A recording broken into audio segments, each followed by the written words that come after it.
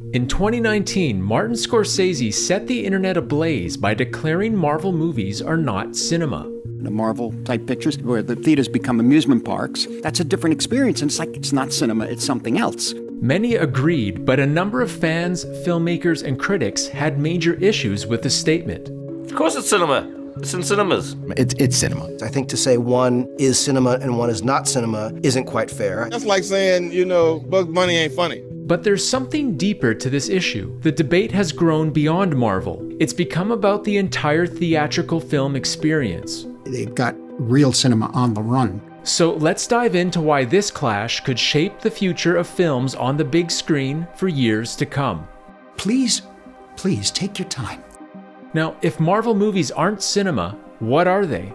Cinema now is changing. Scorsese aimed to clarify this in a New York Times editorial by describing what cinema is to him, reflecting back to his younger days and the movies he watched at that time. He said, "Cinema was about revelation. It was about characters, the complexity of people and their contradictory and sometimes paradoxical natures." So, with this quote in mind, is it fair to say Marvel movies are not about revelation? That they're not about the complexity of people? I respect his opinion, but I don't think he has the same emotional attachment that a lot of us have. It's meant to provoke a feeling. Those movies provoke deep feelings in me. Well, let's take Captain America: Civil War as an example. That film does get into the conflict between Steve Rogers and Tony Stark, with themes of loyalty, guilt, and moral ambiguity. Stay down. Final warning. I could do this all day.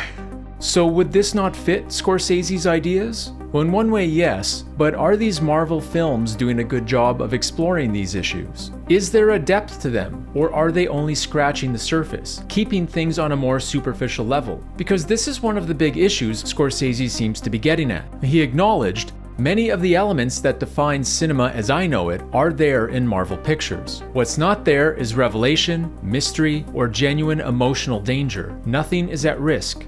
He's half right. Most superhero movies are not that deep. So is it about setting the stakes? That there isn't a strong sense of concern for these characters? Some have brought up questions wondering if Scorsese has even given the Marvel movies a chance. He has mentioned trying to watch a few. I haven't seen many. I tried to, but I wasn't interested. So these films now, I think, are more like theme rides. It's something different from films that are shown normally in theaters. Now, this is another one of the big comments that ruffled some feathers, with many feeling this theme rides description is a bit of an insult. Kind of threw the whole genre under the bus. But I find it hard to argue against Scorsese. Marvel films rely on a lot of high-energy sensory experiences, explosions, CGI battles, and visual effects meant to thrill audiences. But still, Scorsese is not condemning those who find something enjoyable in these films. The sense of theme park has always been there. It's not bad, but now in an amusement park you have the film. He chalks it up, in part, as a generational issue. He's an old man. You think Scorsese's gonna be into Ant-Man versus the Wasp? He's not gonna be! I know that if I were younger, if I'd come of age at a later time, I might have been excited by these pictures, and maybe even wanted to make one myself. He's even reflected back to some of the films he enjoyed in his younger days, realizing they could be described as something similar to a theme park. The audience reaction was like a communal roller coaster in pictures like Psycho. That was one of the first films I ever saw that they said, "Please do not reveal the ending." We were yelling at people as they were coming out of the theater saying, "What happened?" "Oh, yeah." "Oh, don't ask him. It was like a circus. But he also goes on to make the important point that these Hitchcock films had something more to them, something beyond the thrills and the shocks, which has allowed those films to stand the test of time. The set pieces in North by Northwest are stunning, but they would be nothing more than a succession of dynamic and elegant compositions and cuts without the painful emotions at the center of the story. Again, for him, it's not an issue that some films have larger-than-life visceral moments. It's a question of depth and the connection to the film's characters, the ability to create a film that transcends generations. But it's also worth noting that Scorsese has had plenty of positive comments for those who make some of the superhero movies. Many franchise films are made by people of considerable talent and artistry. Hollywood films are, as you say, like Spider-Man, which Sam Raimi's films I like, actually, and I'm very glad that it was a big success, but it widens the gap. The gap mainly refers to his concern about blockbuster dominance, reducing opportunities for smaller, artistic films. Because the amount of money that was spent, the amount of money that has to be made back on Spider-Man, the amount of money that could be spent, that could be made on it. All the studios are in the business, being in the business to make some money. So, Scorsese's critique of Marvel movies isn't just about their style or that they exist. It's about their stranglehold on theaters. And not just the Marvel films. He's worried about the dominance of big-budget franchise blockbusters in general, choking out other types of films and styles that once populated movie theaters. They're the only things that seem to be made. And they're the only things that seem to generate any kind of excitement. They are the entire representation of this era of movies right now. We shouldn't be invaded by it, and we need the theater owners to step up for that, to allow theaters to show films that are narrative films. In 2019, Marvel parent company Disney accounted for 38% of the US box office, and 7 out of the top 10 moneymakers. Now, these weren't all superhero movies, but they were all big-budget franchise films, sequels, or remakes. In many places around this country and around the world, franchise films are now your primary choice if you want to see something on the big screen. When you come in like a stomping beast and you eliminate the competition, it's phenomenal. What also gets frustrating with the big budget films in general is a lack of originality. What I've seen in a lot of these films is that it is just a carbon copy essentially of the previous release. Like you're never taken somewhere you don't expect.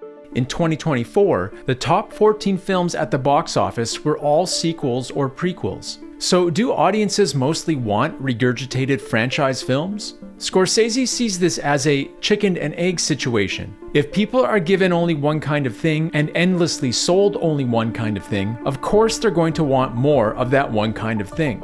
And that's what I'm saying about the theme park films. For what they are, they can be appreciated, but that's not the only thing.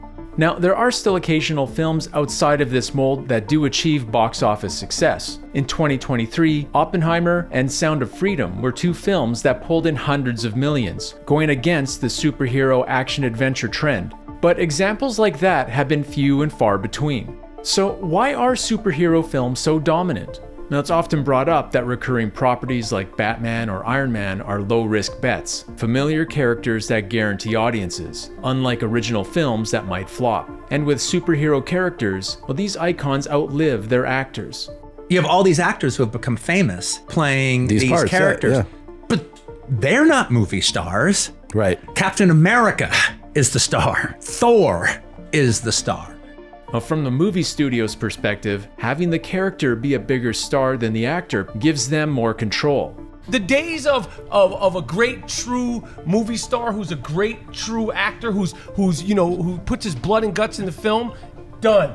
Now, studios have been riding this superhero strategy pretty well since the release of the X-Men films in the early 2000s. But what was it like before big-budget superhero action films completely dominated theaters? Take a look at the 1970s, a time when there was a lot of variety in the top films. In 1970, the #1 movie was the romantic drama Love Story. In 1972, The Godfather was the top moneymaker. In 1973, The Sting was #2. In '74, the comedy Blazing Saddles was #1. These types of movies have been hugely popular in the past, and there's nothing to say they can't be again. It's also worth mentioning that box office success doesn't necessarily equal quality filmmaking in any genre. But the point is, if we're not seeing a variety of genres at the top of the box office, then we're likely not going to see much variety in theaters in general. Scorsese partly addressed this as well, raising the importance of filmmakers having a good degree of control over their films. Many films today are perfect products manufactured for immediate consumption. They lack something essential to cinema, the unifying vision of an individual artist. Don't crowd out Paul Thomas Anderson and Noah Baumbach and those people. Just don't, in terms of theaters.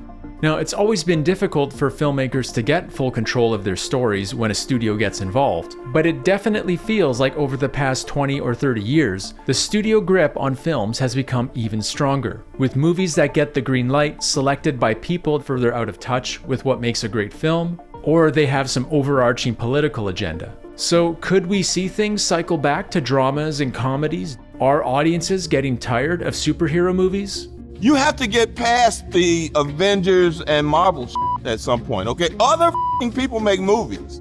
Well, the MCU has churned out over 30 films since 2008, plus a slew of Disney Plus shows, with some arguing this relentless pace is causing superhero fatigue. Back in 2019, Avengers Endgame grossed $2.8 billion, but the more recent film, The Marvels, earned just $206 million worldwide, one of the MCU's lowest hauls. But there are plenty of reasons for the overall drop.